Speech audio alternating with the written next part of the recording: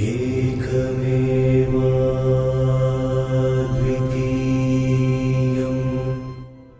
Sir, ಮಾಟ, ಮಂತ್ರ, ತಂತ್ರ, ಯಂತ್ರ, ವಶೀಕರಣ, ವಾಮಾಚಾರ ಇದೆಲ್ಲದ್ರ ಬಗ್ಗೆ ಒಂದು ಅಥೆಂಟಿಕ್ ಆಗಿರುವಂಥ ಇನ್ಫಾರ್ಮೇಷನ್ನ ಅಥೆಂಟಿಕ್ ಆಗಿ ಹೇಳುವಂಥ ವಿಡಿಯೋ ನನಗೆ ತಿಳಿದ ಮಟ್ಟಿಗೆ ಎಲ್ಲೂ ಕಾಣಿಸ್ಲಿಲ್ಲ ಯೂಟ್ಯೂಬಲ್ಲಿ. ಹಾಗಾಗಿ ಇದ್ರ ಬಗ್ಗೆ ಹೆದರಿಕೆ, ಭಯ ಹುಟ್ಟಿಸೋದಕ್ಕಿಂತ ಅದು ಏನು, ಅದರ ಶಾಸ್ತ್ರದ ವಿಚಾರವಾಗಿ ಏನು ಹೇಳಿದೆ, ಎಲ್ಲಿ ಹೇಳಿದೆ ಅನ್ನೋದನ್ನು ಇವತ್ತು ದಯವಿಟ್ಟು ತಿಳಿಸ್ಕೊಡಿ ಸರ್. ಶ್ರೀ ಗುರುಭ್ಯೋ ನಮಃ. ಗುರುರ್ಬ್ರಹ್ಮ ಗುರುರ್ವಿಷ್ಣು ಗುರುರ್ದೇವೋ ಮಹೇಶ್ವರಃ. ಗುರುಃ ಸಾಕ್ಷಾತ್ ಪರಂ ಬ್ರಹ್ಮ ತಸ್ಮೈ ಶ್ರೀ ಗುರವೇ ನಮಃ. ಸರ್ವೇಭ್ಯೋ ಋಷಿಭ್ಯೋ ನಮಃ. ಸರ್ವೇಭ್ಯೋ ಶಾಸ್ತ್ರಪ್ರವರ್ತಕೇಭ್ಯೋ ನಮಃ. ಬಂಧು ಮಿತ್ರರೇ, ನಮ್ಮ ಯೂಟ್ಯೂಬ್ ವಾಹಿನಿಯಾಗಿರ್ತಕ್ಕಂತಹ ಸುಧರ್ಮ SPS ಅನ್ನತಕ್ಕಂತಹ ಈ ಒಂದು ಮುಖ್ಯವಾಗಿ ಧಾರ್ಮಿಕ ಮತ್ತು ಆಧ್ಯಾತ್ಮಿಕ ಜ್ಯೋತಿಷ್ಯ, ವಾಸ್ತು, ರತ್ನಶಾಸ್ತ್ರ ಇತ್ಯಾದಿ ತತ್ಸಂಬಂಧ ಕ್ಷೇತ್ರಗಳಲ್ಲಿ ಮೋಸ್ಟ್ ಅಥೆಂಟಿಕ್, ಅತ್ಯಂತ ಪ್ರಮಾಣೀಭೂತವಾದಂತಹ ಆಡಿಯೋಗಳು ಮುಂಚೆ ಮಾಡಿರೋದಾಗಲಿ ಅಥವಾ ಇತ್ತೀಚೆಗೆ ವಿಡಿಯೋಗಳು ಮಾಡ್ತಿರೋದಾಗಲಿ ಬಹುಶಃ, ಇನ್ನೂ ಒಂದ್ಸತಿ ಹೇಳ್ತೀನಿ, ಬಹುಶಃ ನನಗೆ ತಿಳಿದ ಮಟ್ಟಿಗೆ ಇಷ್ಟು ಅಥೆಂಟಿಕ್ ಆಗಿ ನೀವು ನನ್ನ ಮೊದಲನೇ ವಿಡಿಯೋಯಿಂದ ಇಲ್ಲಿ ತನಕ ನೋಡ್ಕೊಂಡೋಗಿ ಶಾಸ್ತ್ರ ಪ್ರಮಾಣಗಳನ್ನು, ಶ್ಲೋಕ ಪ್ರಮಾಣಗಳನ್ನು ಆಧರಿಸಿ ಉದ್ಧರಿಸಿ ಅದನ್ನು ಕೊಟ್ಟು ಅದನ್ನು ಎಕ್ಸ್ಪ್ಲೇನ್ ಮಾಡೇ ನಾನು ಹೇಳಿರ್ತಕ್ಕಂಥದ್ದು. ನೀವು ನಮ್ಮ ನೂರಾರು ವಿಡಿಯೋಗಳನ್ನು ಯಾವುದನ್ನು ಬೇಕಾದರೂ ನೋಡ್ಬೋದು. ನಾನು ಇಲ್ಲ ಶಾಸ್ತ್ರ ಪ್ರಮಾಣಗಳನ್ನು ಎಲ್ಲದಕ್ಕೂ ಕೂಡ ಕೊಟ್ಟಿರ್ತೀನಿ. ಅಕಸ್ಮಾತ್ ಅದು ಶಾಸ್ತ್ರದ ಪರಿಧಿನಲ್ಲಿ ಇಲ್ಲ ಅಂದರೆ ಅದು ತಾರ್ಕಿಕವಾಗಿ ಸರಿಯಾಗಿರುತ್ತೆ ಅಥವಾ ನೀತಿಶಾಸ್ತ್ರಕ್ಕೆ ಒಳಪಟ್ಟಂತೆ ಸರಿಯಾಗಿ ಇರುತ್ತೆ. ಇದಿಷ್ಟನ್ನ ಬಿಟ್ಟು ಬೇರೆದನ್ನ ನಾನು ಮಾಡೋದಕ್ಕೆ ಸಾಧ್ಯನೇ ಇಲ್ಲ. ಇನ್ನು ನನಗೆ ಕಳೆದ 5-6 ತಿಂಗಳುಗಳಿಂದನೂ ಕೂಡ ಈ ಮಾಟ, ಮಂತ್ರ, ತಂತ್ರ, ಯಂತ್ರ, ಈ ವಶೀಕರಣ ಅಥವಾ ವಾಮಾಚಾರ ಅಂತೆಲ್ಲ ಏನು ಆಡು ಭಾಷೆನಲ್ಲಿ ಕರಿತೀವಿ, ಇದರ ಬಗ್ಗೆ ಒಂದು ಅಥೆಂಟಿಕ್ ಆಗಿರ್ತಕ್ಕಂತಹ ವಿಡಿಯೋನ ಮಾಡಿ ಅಂತ ತುಂಬ ಜನ ನನಗೆ ಮೆಸೇಜ್ಗಳನ್ನು ಮಾಡಿದ್ರು, ಫೋನ್ ಮಾಡಿದ್ರು. ಮತ್ತು ನಾನು ಹೀಗೆ ಆಚೆ ಕಡೆ ಹೋದಾಗ ಸಮಾಜದಲ್ಲಿ ಎಷ್ಟೋ ಜನ ಕೇಳಿದ್ರು ಅದರ ಬಗ್ಗೆ, ಸ್ವಲ್ಪ ದಯವಿಟ್ಟು ಮಾಡಿ, ನಾವು ನಿಮ್ಮ ಒಂದು ಆ ವಿಡಿಯೋಗೆ ನಾವು ಕಾಯ್ತಾ ಇದ್ದೀವಿ ಅಂತ. ಹಾಗಾಗಿ ಹೇಳಿದ ತಕ್ಷಣ ಮಾಡ್ಲಿಕ್ಕಾಗಲ್ಲ. ಯಾಕೆಂದರೆ ನೀವು ಆಬ್ಜೆಕ್ಟಿವ್ ಟೈಪ್ ಕ್ವಶನ್ ಕೇಳಿದ್ರೆ ನಾನು essay ಟೈಪ್ ಆನ್ಸರ್ ಕೊಡಬೇಕಾಗ್ತದಕ್ಕೆ, ನನ್ನ ಲೆಕ್ಕಾಚಾರ ಹಾಗೆ. ಸೊ ಕೇಳೋದು ಬಹಳ ಸುಲಭ question, it is very easy to ask, but it is very difficult to answer. ಹಾಗಾಗಿ ಅದಕ್ಕೆ ಸಂಬಂಧಪಟ್ಟಂತಹ ಮೂಲ ಗ್ರಂಥಗಳನ್ನೆಲ್ಲ ಹುಡ್ಕೊಂಡು ಹೋದೆ. ನಾನು ಯಾವಾಗಲೂ ಮೂಲ ಗ್ರಂಥ ಅನ್ನೋ ಪದ ಯಾವಾಗಲೂ ಹೇಳ್ತಾ ಇರ್ತೇನೆ. ಹಾಗಾಗಿ ಈ ಮೂಲ ಗ್ರಂಥಗಳನ್ನೆಲ್ಲ ಹುಡುಕೊಂಡು ಹೋದಾಗ ನನಗೆ ಏನಂತ ಹೇಳೋಣ, ಈ ಮಾರ್ಕೆಟ್ನಲ್ಲಿ ಅಥವಾ ಬಜಾರ್ನಲ್ಲಿ ಯಾವುದೂ ಗ್ರಂಥ ಸಿಗಲಿಲ್ಲ. ನಾನು ಮೂಲ ಗ್ರಂಥ ಅಂತ ಮಾತಾಡೋದೇ ಸಂಸ್ಕೃತದ ಬಗ್ಗೆ ಮಾತ್ರ. ನೀವು ಹಿಂದಿ ಆಗಲಿ, ಕನ್ನಡ ಆಗಲಿ, ಇಂಗ್ಲೀಷ್ ಆಗಲಿ, ತೆಲುಗು, ತಮಿಳಾಗಲಿ, ಮಲಯಾಳಂ ಆಗಲಿ, ಬಂಗಾಳಿ ಆಗಲಿ, ಈ ಥರ ಬೇರೆ ಬೇರೆ ಲೋಕಲ್ ಲ್ಯಾಂಗ್ವೇಜಸ್ ಅಂತ ಏನು ಕರಿತೀವಿ, ಪ್ರಾದೇಶಿಕ ಭಾಷೆಗಳು, ಅವುಗಳಲ್ಲಿ ಗ್ರಂಥಗಳು ಇದೆಯಲ್ಲ ಅಂದರೆ ನಾನು ಅದನ್ನು ಅಥೆಂಟಿಕ್ ಅಂತ ಕನ್ಸಿಡರ್ ಮಾಡಲ್ಲ. ಯಾಕೆ ಅಂದರೆ ಎಲ್ಲದಕ್ಕೂ ಕೂಡ ಸರ್ವರೋಗಾನಿಕಿ ಸಾರಾಯ ಮದ್ದು ಅಂತ ಹೇಗೆ ತೆಲುಗಲ್ಲಿ ಒಂದು ಗಾದೆ ಇದೆ, ಹಾಗೆ ಎಲ್ಲ ಶಾಸ್ತ್ರಗಳಿಗೂ ಸಂಸ್ಕೃತ ಭಾಷೆನೇ ಮೂಲ. ಬರೆದಿಟ್ಕೊಂಬಿಡಿ ಅದನ್ನು. ಹಾಗಾಗಿ ಸಂಸ್ಕೃತ ಶಾಸ್ತ್ರ ಗ್ರಂಥಗಳಲ್ಲಿ ಎಲ್ಲಿ ಮುಖ್ಯವಾಗಿ ಹೇಳಿರುತ್ತೆ ಅನ್ನೋದನ್ನು ಸುಮಾರು ತಿಂಗಳಾನುಗಟ್ಟಲೆ ನಾನು ರಿಸರ್ಚ್ ಮಾಡಿದಾಗ ಇವತ್ತು ಬಜಾರಲ್ಲಿ ಯಾವುದೂ ತಂತ್ರಗ್ರಂಥಗಳು ಉಪಲಬ್ಧ ಇಲ್ಲ. ಮೂಲ ಗ್ರಂಥಗಳು ಅಂತ ನಾನು ಏನು ಹೇಳ್ತಾ ಇದ್ದೀನಿ, ಇವಾಗ ಲಿಸ್ಟನ್ನು ಸ್ವಲ್ಪ ಓದ್ತೀನಿ. ಆ ತಂತ್ರಗ್ರಂಥಗಳು ಯಾವುದೂ ಕೂಡ ನಮಗೆ ಇವತ್ತು ಇಡೀ ಇಂಡಿಯಾದಲ್ಲಿ ಉಪಲಬ್ಧ ಇಲ್ಲ. ಮತ್ತೆ ಈ ಒಂದು ಟಾಪಿಕ್ ಏನಿದೆ ಇದು ಬಹಳ ಕಷ್ಟ ಮಾಡ್ತಕ್ಕಂಥದ್ದು. ಯಾಕೆಂದರೆ ಇದರೊಳಗೆ ಡೋಂಗಿ ಜನಗಳು, ಡೋಂಗಿ ಜ್ಯೋತಿಷಿಗಳು, ಡೋಂಗಿ ಬಾಬಾಗಳು ಇಂಥವರೇ ಜಾಸ್ತಿ ಇರೋದು. ಡೈರೆಕ್ಟಾಗಿ ಹೇಳ್ತೀನಿ ನಾನು. ಯಾಕೆ ಅಂದರೆ ಈ ಒಂದು ತಂತ್ರ ಭಾಗ ಅನ್ನೋದಿದೆಯಲ್ಲ, ತಂತ್ರ ಅನ್ನೋ ಶಬ್ದಕ್ಕೇನೆ ಸಂಸ್ಕೃತದಲ್ಲಿ ಬೇಕಾದಷ್ಟು ಅರ್ಥ ಇದೆ. ಇಲ್ಲಿ ನಾನು ಇವತ್ತು ಹೇಳ್ತಿರ್ತಕ್ಕಂಥ ವಿಡಿಯೋದಲ್ಲಿ ಮುಖ್ಯವಾಗಿ 2 ಅರ್ಥ ಇದೆ. ಒಂದು ತಂತ್ರಭಾಗ ಅಂದ್ರೆ ತಂತ್ರೋಕ್ತ ಪೂಜಾ ವಿಧಾನ ಅಂತ ಹೇಳ್ತೀವಿ ನಾವು.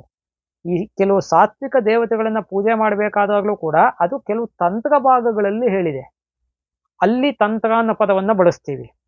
ಅದು ಬಿಟ್ಟರೆ ಈ ಮಾಟ ಮಂತ್ರ, ವಾಮಾಚಾರ, ವಶೀಕರಣ ಇತ್ಯಾದಿಗಳಿಗೂ ಕೂಡ ತಂತ್ರ ಅನ್ನೋ ಪದವನ್ನ ಬಳಸ್ತೀವಿ. ತಂತ್ರ ಅನ್ನತಕ್ಕಂತಹ ಪದ ಸಂಸ್ಕೃತದಲ್ಲಿ ತನು ವಿಸ್ತಾರೆ ಅನ್ನೋ ಧಾತುವಿನಿಂದ ಟ್ರನ್ ಪ್ರತ್ಯಯ ಬಂದಿರತಕ್ಕಂಥದ್ದು. ಕರೆಕ್ಟಾಗಿ ಅರ್ಥ ಮಾಡಿ. ಇಷ್ಟು ಅಥೆಂಟಿಕ್ ಆಗಿ, ಅದಕ್ಕೆ ಹೇಳೋದು ಯಾವಾಗ್ಲೂ ಹೆಜ್ಜೆ ಹೆಜ್ಜೆಗೂ ಹೇಳ್ತೀನಿ, ಇಷ್ಟು ಅಥೆಂಟಿಕ್ ಒಂದು ಪದ ವ್ಯುತ್ಪತ್ತಿ ಹೇಗಾಗಿದೆ, ಎಟಿಮಾಲಜಿ ವ್ಯುತ್ಪತ್ತಿ ಹೇಗಾಗಿದೆ ಅನ್ನೋದ್ರಿಂದ ಹೇಳ್ತಾ ಹೋಗ್ತೀನಿ ನಾನು ಯಾವಾಗಲೂ ವ್ಯಾಕರಣ ರೀತ್ಯ. ತನು ವಿಸ್ತಾರೆ ಧಾತು, ಅದು ಸ್ಟ್ರನ್ ಪ್ರತ್ಯಯ, ಇದು ಸೇರಿ ತಂತ್ರ ಅಂತ ಆಗಿರ್ತಕ್ಕಂಥದ್ದು. ಹಾಗಾಗಿ ಈ ತಂತ್ರ ಅಂದ್ರೆ ಏನು ಅಂದ್ರೆ ಅದು ಎಲ್ಲೋ ಒಂದು, ಇವಾಗ ಬೀಜಾಂಕುರ ನ್ಯಾಯ ಅಂತ ಹೇಳ್ತೀವಲ್ಲ, ಹಾಗೆ ಬೀಜದಿಂದ ಒಂದು ವೃಕ್ಷ ದೊಡ್ಡದಾಗಿ ಹೇಗೆ ಬೆಳೆಯುತ್ತೋ ಹಾಗೆ ಎಲ್ಲೋ ಚಿಕ್ಕದಾಗಿ ಶುರುವಾಗಿರ್ತಕ್ಕಂತಹ ಈ ತಂತ್ರ ಭಾಗ ಅನ್ನತಕ್ಕಂಥದ್ದು ಬಹಳ ಹೆಮ್ಮರವಾಗಿ ಸಾಗರದಷ್ಟು ಆಕಾಶದಷ್ಟು ಬೆಳೆದಿದೆ ಅಂತ ಹೇಳಿದ್ರು ತಪ್ಪಾಗಲ್ಲ ಅಂತ ಅನ್ಕೊಳ್ತೀನಿ. ಯಾತಕ್ಕೆ ಅಂದ್ರೆ ನೂರಾರು ತಂತ್ರಗ್ರಂಥಗಳಿದೆ ನಮ್ಮಲ್ಲಿ. ಇವತ್ತು ಉಪಲಬ್ಧ ಇರ್ತಕ್ಕಂಥದ್ದು ಅತ್ಯಲ್ಪ, ಅದರೊಳಗೆ ನಮಗೆ ಒಂದು 10% ಕೂಡ ಇಲ್ಲ ಅಂತ ಹೇಳ್ಬೋದು ಬಹುಶಃ. ಹಾಗಾಗಿ ಈ ಒಂದು ತಂತ್ರ ಭಾಗದ ಗ್ರಂಥಗಳನ್ನ, ಮೂಲ ಗ್ರಂಥಗಳನ್ನ ನಾನು ಹುಡುಕೊಂಡು ಹೋದಾಗ ನನಗೆ ಸಿಕ್ಕಂತಹ ಕೆಲವು ಕುರುಹುಗಳು ಏನು ಅಂತ ನೋಡ್ತು ಅಂದ್ರೆ, ಭೈರವ ತಂತ್ರ ಅಂತ ಇದೆ, ಶಾಬರ ತಂತ್ರ ಅಂತ ಇದೆ, ಕಾಳಿ ತಂತ್ರ ಅಂತ ಇದೆ, ಅಘೋರ ತಂತ್ರ. ಈ ಅಘೋರ ತಂತ್ರವನ್ನೇನೆ ಅಘೋರಿಗಳು, ಸಾಮಾನ್ಯವಾಗಿ ಕಾಶಿ ಸುತ್ತಮುತ್ತದಲ್ಲಿ ಇರ್ತಕ್ಕಂಥ ಕೆಲವು ಅಘೋರಿ ಪಂಥದವರು ಇದಾರಲ್ಲ, ಅವರುಗಳೆಲ್ಲಾನು ಕೂಡ ಈ ಅಘೋರ ತಂತ್ರವನ್ನ, ಭೈರವ ತಂತ್ರವನ್ನ, ಶಾಬರ ತಂತ್ರವನ್ನ, ಈ ಥರದನ್ನೆಲ್ಲವನ್ನು ಬಹಳ ಜಾಸ್ತಿ ಯೂಸ್ ಮಾಡ್ತಾರೆ ಅವರು. ಒಂದು ಮುಖ್ಯವಾದಂತಹ ವಿಚಾರನ ಈ ಲಿಸ್ಟ್ ಹೇಳಿದ ಮೇಲೆ ನಿಮಗೆ ಹೇಳ್ತೀನಿ ನಾನು. ಈ ಒಂದು ಅಘೋರ ತಂತ್ರ ಆದ್ಮೇಲೆ ಭೈರವಿ ತಂತ್ರ ಅಂತ ಇದೆ. ಅದಾದ ಮೇಲೆ ನಮಗೆ ರುದ್ರಯಾಮಲ ತಂತ್ರ ಇದೆ, ವಿಷ್ಣುಯಾಮಲ ತಂತ್ರ ಇದೆ, ಕೃಷ್ಣಯಾಮಲ ಮಹಾತಂತ್ರ ಅಂತ ಇದೆ, ಶ್ಯಾಮರಹಸ್ಯ ತಂತ್ರ ಅಂತ ಇದೆ, ಗೌತಮೀಯ ತಂತ್ರ ಅಂತ ಇದೆ, ಲಕ್ಷ್ಮೀ ತಂತ್ರ, ಶರಭ ತಂತ್ರ, ಮೇರು ತಂತ್ರ, ಮತ್ತೆ ತಂತ್ರ ಸಮುಚ್ಚಯ ಅಂತಾನೆ ಎಲ್ಲ ಕಲೆಕ್ಟಿವ್ ಆಗಿ ಒಂದು ಗ್ರಂಥವನ್ನು ಮಾಡಿದ್ದಾರೆ. ಅದಲ್ಲದೆ ನಮಗೆ ಭೂತಡಾಮರ ತಂತ್ರ, ಮಹಾಯಕ್ಷಿಣಿ ಸಾಧನ ತಂತ್ರ, ಹೀಗೆ ನಮಗೆ ಲಿಸ್ಟು ಉದ್ದು ಬೆಳೀತಾ ಹೋಗುತ್ತೆ. ಇದಲ್ಲದೆ ನಮಗೆ ನೀಲ ಸರಸ್ವತಿ ತಂತ್ರ ಮತ್ತೆ ಸಿದ್ಧನಾಗಾರ್ಜುನ ತಂತ್ರ, ಈ ಥರದ್ದೆಲ್ಲ ತಂತ್ರ ಭಾಗಕ್ಕೆ ಸಂಬಂಧಪಟ್ಟಂತಹ ಮೂಲ ಗ್ರಂಥಗಳು. ಕರೆಕ್ಟಾಗಿ ಅರ್ಥ ಮಾಡ್ಕೊಳ್ಳಿ. ಯಾಕೆ ಅಂದ್ರೆ ಈ ಕಾನ್ಸೆಪ್ಟನ್ನೇ ಅರ್ಥ ಮಾಡ್ಕೊಳ್ಳೋದು ಬಹಳ ಕಷ್ಟ. ಇದು ನಿಮ್ಮ ನಿತ್ಯದ ಒಂದು ಡೈಲಿ ಪ್ರೋಸೆಸ್ ಅಲ್ಲಿ ಬರ್ತಕ್ಕಂಥದ್ದು ಅಲ್ಲ ಪೂಜಾ ವಿಧಾನಗಳಿವೆ ಎಲ್ಲಾನು. ಯಾಕೆಂದ್ರೆ ಇಲ್ಲೆಲ್ಲ ಸಾಮಾನ್ಯವಾಗಿ ನಾಟ್ ಆಲ್ವೇಸ್, ಸಾಮಾನ್ಯವಾಗಿ ಇಲ್ಲಿ ನಾವು ಅಂದ್ರೆ ಇದನ್ನ ಯಾರು ಈ ಭಾಗವನ್ನ ತಂತ್ರವನ್ನ ಅನುಸರಿಸ್ತಾರೆ ಅವರು, ನಾನು ಅಂತಲ್ಲ, ನಾನು ಯಾವುದೇ ಈ ತಂತ್ರ ಭಾಗವನ್ನು ಅನುಸರಿಸೋದಿಲ್ಲ. ಹಾಗಾಗಿ ಇದನ್ನು ಯಾರು ಅನುಸರಿಸ್ತಾರೆ ಅವರು ಎಲ್ಲರೂ ಕೂಡ ಬಹಳ ಎಚ್ಚರಿಕೆಯಿಂದ ಮುಂದುವರಿತಾರೆ.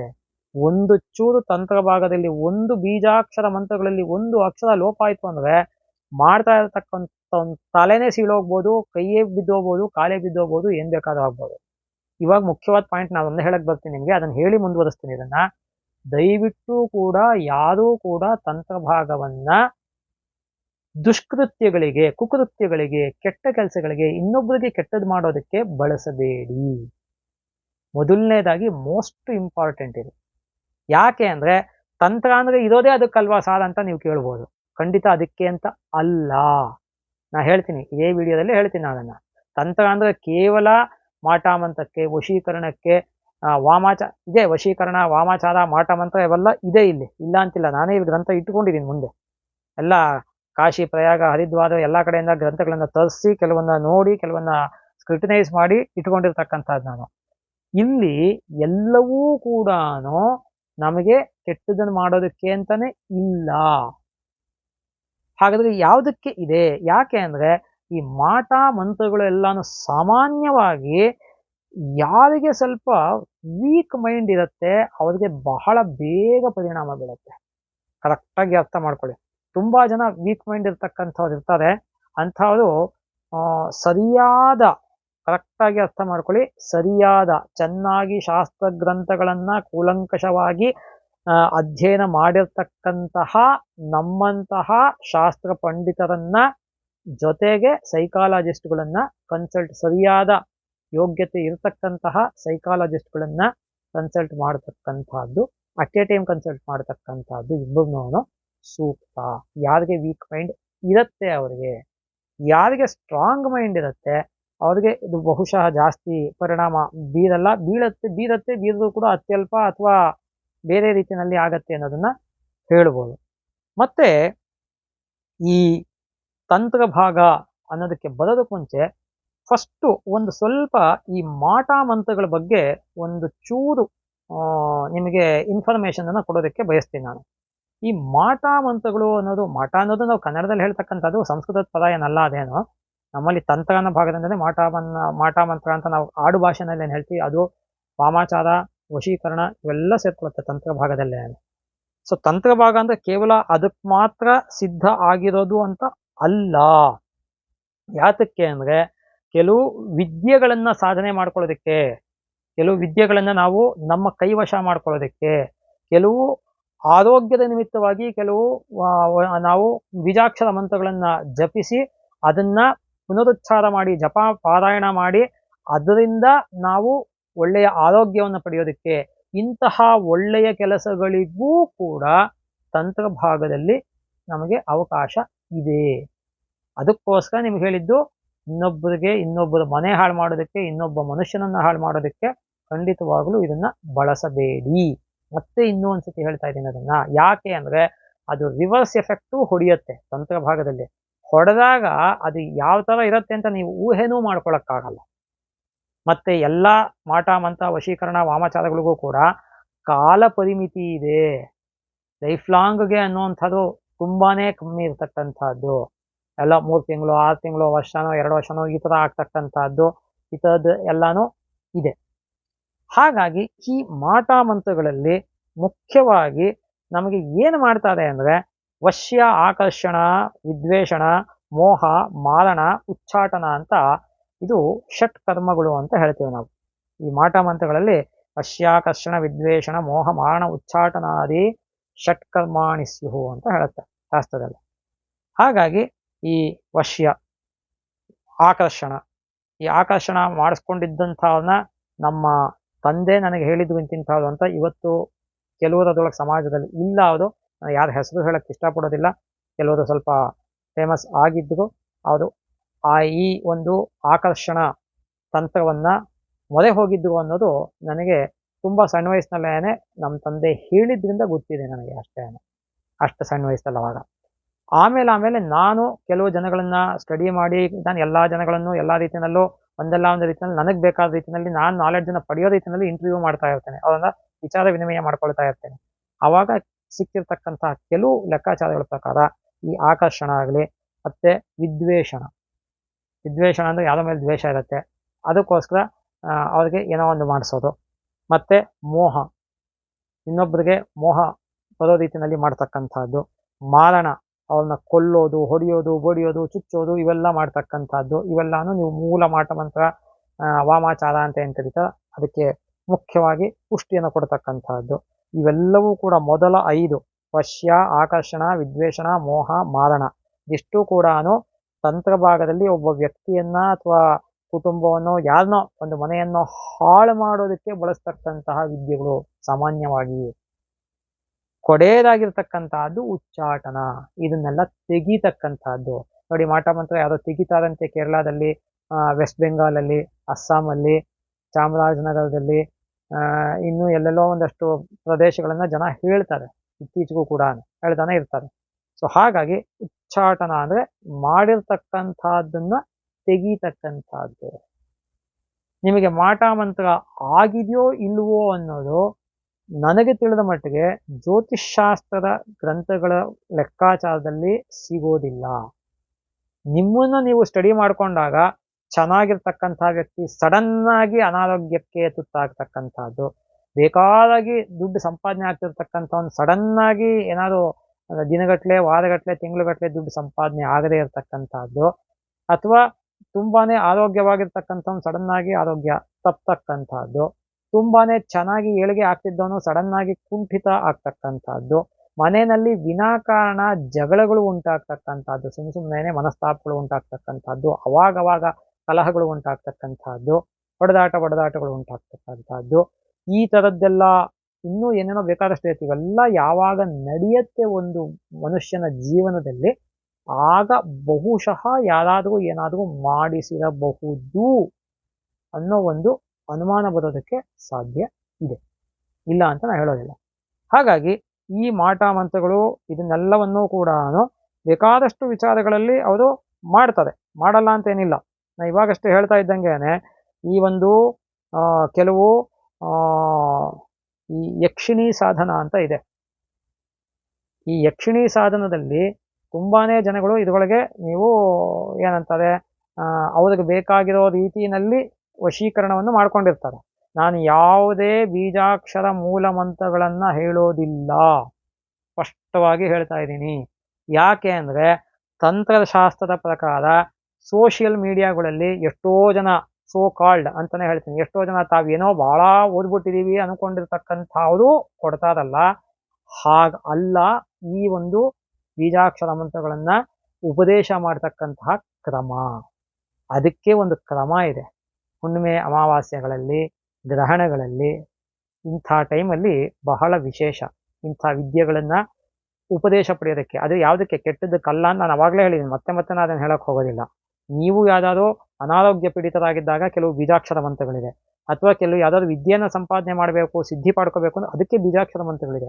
ಈ ತರ ಬೀಜಾಕ್ಷರ ಮಂತ್ರಗಳನ್ನೆಲ್ಲಾನು ನೀವು ಯಕ್ಷಿಣಿ ತಂತ್ರ, ಮಹಾಯಕ್ಷಿಣಿ ಸಾಧನ ತಂತ್ರ ಇಂತಹ ಗ್ರಂಥಗಳಲ್ಲಿ ಉಲ್ಲೇಖ ಆಗಿದೆ, ಉಕ್ತ ಆಗಿದೆ.